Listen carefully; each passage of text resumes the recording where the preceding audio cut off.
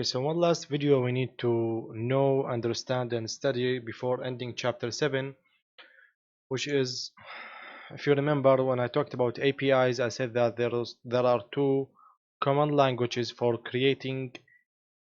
developing and creating an API, which are either XML or JSON. JSON is most preferred and more common and more lovely actually than the XML. You will see why in a few minutes. Then XML, that's why Cisco only wanted you to know JSON in the CCNA, not the XML. So JSON stands for JavaScript Object Notation, JSON. It's a programming language used to create APIs, so you can create APIs. Mostly it's used to create a REST-based API. When I talk about REST-based API, I talk that it might be created by using a JSON. Actually, this code or this language of programming language is human readable, unlike XML. You will see why in a few minutes. It's lightweight. Short codes would give a good benefit that's already in some human readable words, and instead of some ununderstandable codes used in XML that are heavy and very big codes just to do the same thing, just to assign an IP address to an interface. I'm sorry. So this JavaScript object, this object of JSON, is about creating a container that encloses one or more name value pairs. This box is called a name value pair, where there is always a name, colon, value, and it's enclosed with the curly brackets. So this is how an API written by JSON looks like. Okay, and it can also be called a key value pairs. Some more information regarding these pairs, the JSON values, it's always surrounded by a curly bracket, so it will always begin and ends with a curly bracket no matter how many pairs are inside it. How many pairs? You will see that there are one pairs or more than one pairs inside a curly bracket. It's always a name value pairs. Okay, if there was a string, either the name or the value, then this string must be enclosed with a double quotes like this one. Okay, so this is a string, the name here is a string. Actually the API starts with a curly bracket, and there is a pair of name III. The name is a string here, so it's enclosed with a double quote, and the value is also a string, so it's enclosed with a double quote. And then there is this that I have forgot about it. Okay, I remember its name in my own language, but I'm sorry I forgot about its name in the English. Okay, most of you have been noted so far. And there is another pair of strings that's spaced by a colon, and the third pair of strings, and in the end the API will be closed by a curly bracket. Okay, I'm sorry. So for that, no, don't worry, it's not that thing. Definitely. Also, okay, it has been 10 days in home. Haven't left my house for 10 days. Okay, so the pair values types that you will see when encoding using JSON to create an API or to create a script to paste inside a router or to develop some scripts. And actually, because you will see in upcoming minutes, what I mean is that the first one is that what we have saw in the previous slide, which is the string. The name is a string, also the value is a string, so you will start with a curly bracket, definitely. The name is string, so it will need a double quote. After that there will be a colon. After that there will be the value, which is also a string, so it will need also a double quotes, and then it will be closed or ended by a curly bracket. So this is type number one. Type number two is called a string number. The value here, the number is not a string, so the value won't need a double quote, so it will be a curly bracket, the word count, which is a string here, and the value is number, which is 10, so it doesn't need a double quote. It's number two. Number three is called string array, okay, for a range, a variety of values of numbers, where we have like class. Okay, it's a string. Okay, start definitely with this as class and double quotes, colon, and then we need this bracket to start the array of the values A, B, C, D, close the bracket and then close the curly bracket. So this is the third type, the string with arrays. So when the values are of arrays. The fourth type is called when the values are booleans, and this is meant when we have the state of true and false case, where either the value is true or false. Either true or false, no third option is available at all. In this case, also just like numbers and also like arrays, we will not need a double quote. So it will be like maybe if the adjacency was dialect of routing of such interface, maybe or such subnet or network, then maybe the value is false. If it was OSPF, then it's true, then maybe like routed through this metric or through to this such interface. So these are the fourth most known pairs that you might face, and also the final one is called none. You can see that you might use it, you might not. It's a very rare one, depends on your programmability and developing, which is you have a name of route, maybe just a name, and null to route something to the null. Routing to the null is some type of routing that we will discuss in the CCNP exam, of course, and basically it's only about when you route a prefix, a subnet, a network, you either route it to a destination using some sort of routing protocol. Routing to the null is that create a black hole inside the router and through whatever subnet is coming from this source to this guy. I'm going to such destination to this black hole. So it will be placed to kill subnets, to kill packets. Some packets that you don't want to redirect to any other place, but you will definitely receive them, then throw them to the black hole. They will be eaten and gone to the dark side. Okay, so last thing, the spaces here that you have seen, they doesn't matter, and the spaces here also, this is a spaces, all of these spaces, they doesn't matter. Actually, you can combine them. You just can maybe avoid using the space bar in your keyboard. Okay, so for something a bit of advanced and maybe you do not expect to see actually in this course, but I will just show you from the matter or perspective of curiosity, is that you all know that there is a backtracer. Of course, we have used backtracer for the first 6 chapters in this course. Only chapter 7 did not use it. Actually, I could use some scripts with it, but it's okay so far. Okay, for backtracer, it has always been used, but you need to know, you need to understand, and you need to excuse Cisco backtracer that it's only for CCNA students, for CCNA study. In the CCNP exam, the behavior of the advanced routing and switching options in the CCNP CCIE cannot be applicable or done or achieved by using a backtracer, because backtracer just give you some identical and perfect responses for some perfect and already known scenarios. That's why it's enough. It's very good for the CCNA exam, but in the CCNP exam you will need to use live gear, you will need to buy devices, you will need to use another type of emulators. Those other type of emulators are actually bringing the same image that's used for a Cisco router and install it on a server.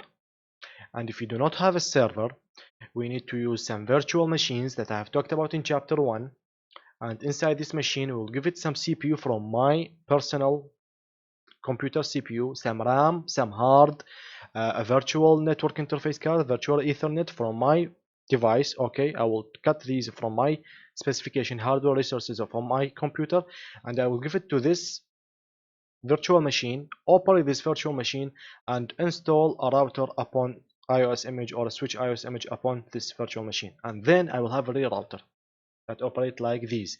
So the two most common, most known, most used, I believe they have no third so far, or maybe there's a third but rarely used known types of emulators are called the GNS3. This is much more common and known than the guy that I'm using here, which is called the Eve next generation, the Eve NG.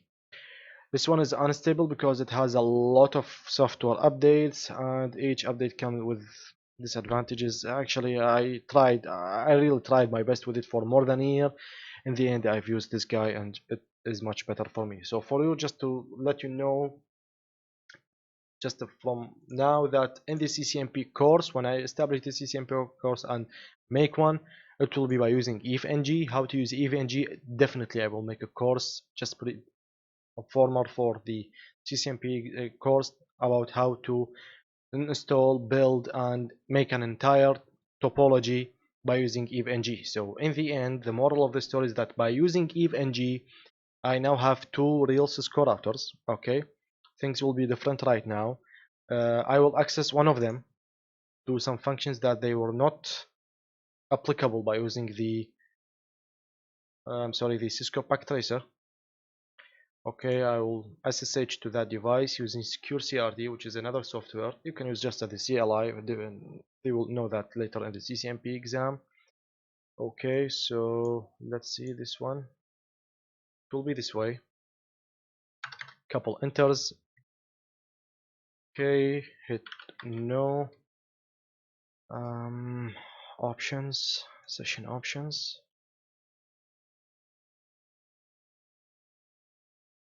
Appearance, window appearance, font. I believe 18 would be good for you.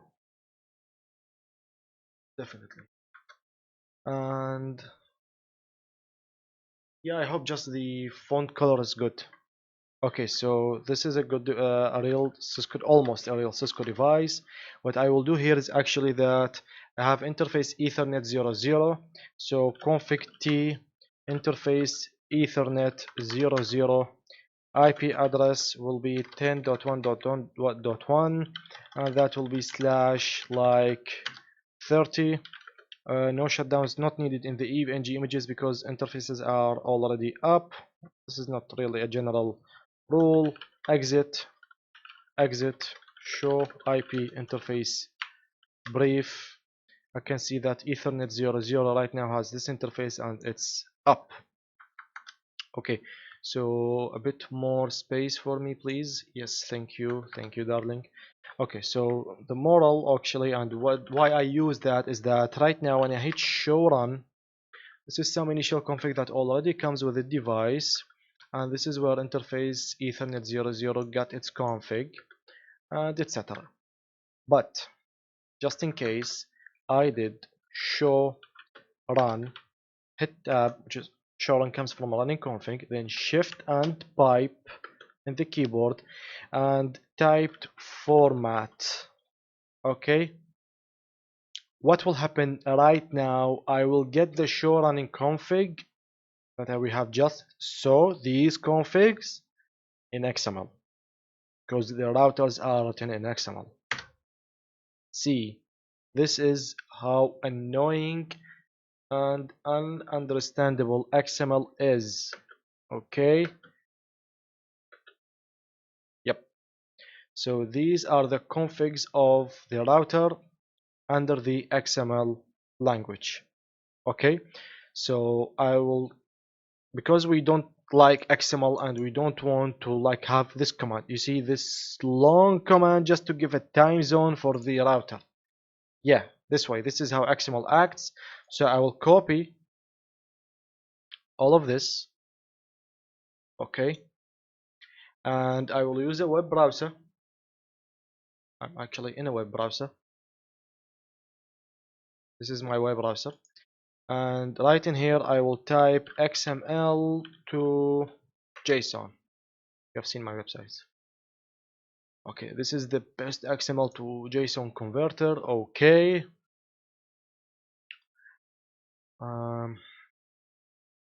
I will put my XML in here. Control A, delete. This is also Control A, delete.